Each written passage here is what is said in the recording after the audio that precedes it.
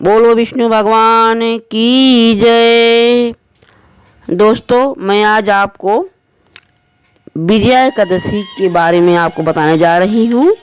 हिंदू धर्म में एकादशी एक महत्वपूर्ण तिथि है, इसीलिए विजया एकादशी का धार्मिक रूप से बहुत महत्व है।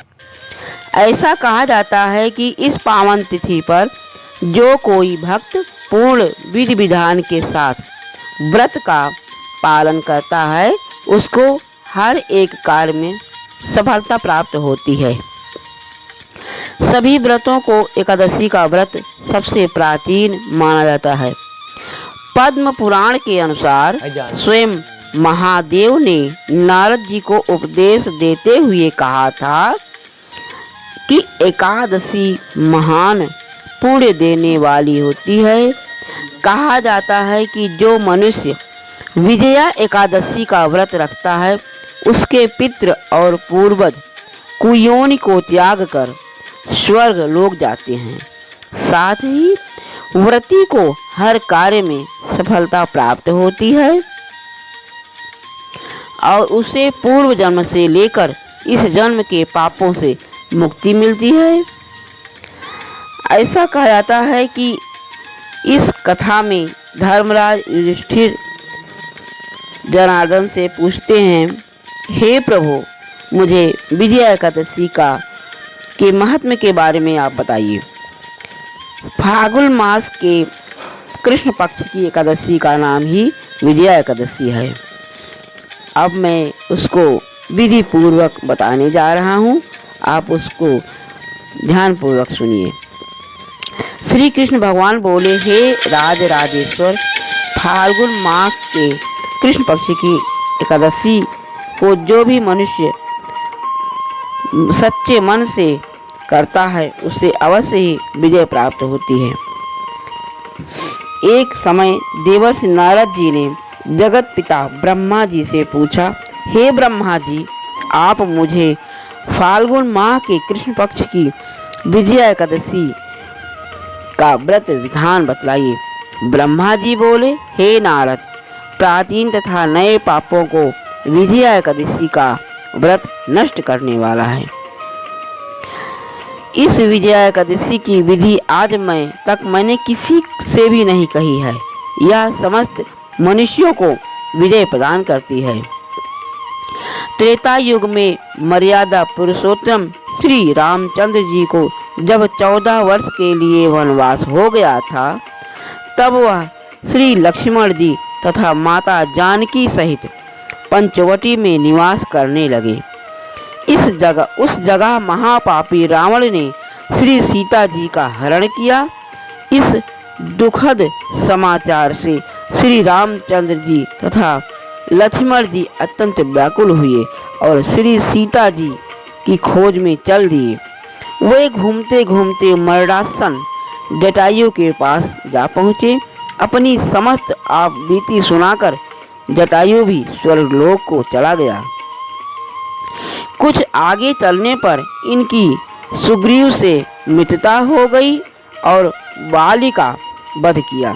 श्री हनुमान जी ने सीता जी का पता लगाकर लंका में जाकर श्री रामचंद्र जी और सुग्रीव की मित्रता का वर्णन किया। हनुमान जी वहां से लौटकर श्री रामचंद्र जी के पास आए और सब समाचार कह सुनाया। श्री रामचंद्र जी ने सुग्रीव की सम्मति से वानरों भालुओं की सेना सहित लंका को प्रस्थान किया।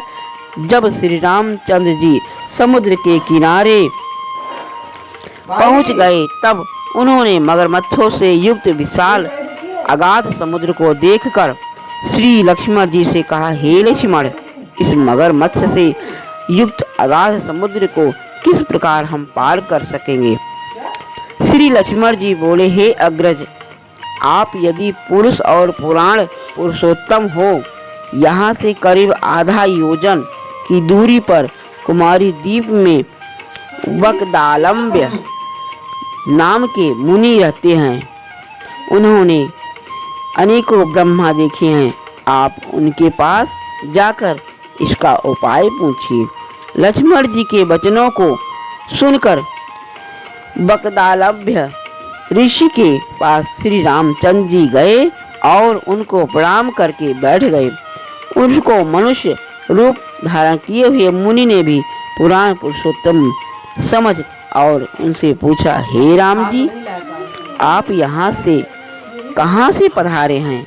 श्री राम बोले कि मैं अपनी सेना सहित यहाँ किष्किंधा से आया हूँ और राक्षसों के संहार हेतु लंका जा रहा हूँ।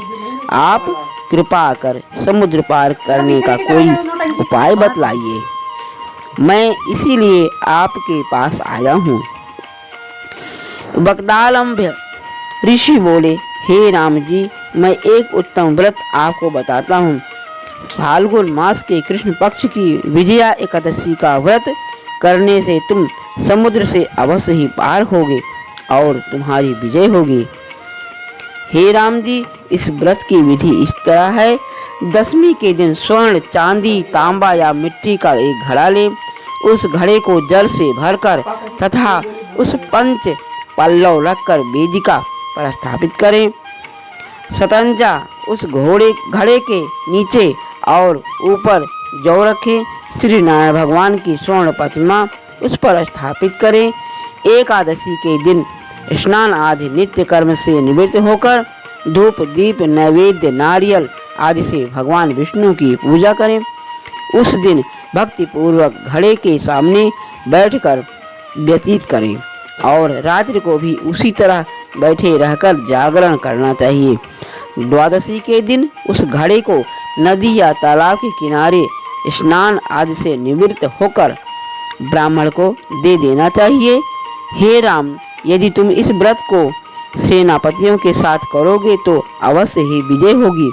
श्री राम जी ने मुनि की आज्ञा विधि पूर्वक विजया एकादशी का व्रत किया और इसके प्रभाव से सेना सहित समुद्र पार कर दैत्यों के ऊपर विजय पाई और रावण के अहंकार को समाप्त किया।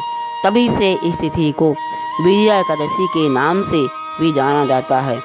अतः हे राजन, इस व्रत को जो मनुष्य विधि पूर्वक करेगा उसकी सर्वत्र विजय होगी। श्री ब्रह्मा जी ने नारद जी से कहा था कि पुत्र, जो मनुष्य इस व्रत का महात्म्य पढ़ता व सुनता है उसको वाजपेय यज्ञ के फल की प्राप्ति होती है। ओम नमो भगवते वासुदेवाय, वासुदेवाय हरि वासुदेवाय। ओम नमो भगवते वासुदेवाय, वासुदेवाय हरि वासुदेवाय। भक्तों, अगर ये मेरा वीडियो पसंद आया हो तो आप मेरे चैनल को लाइक और सब्सक्राइब कीजिएगा और इस व्रत को करने का संकल्प लीजिएगा। ओम नमो भगवते वासुदेवाय। बोलो विष्णु भगवान की जय।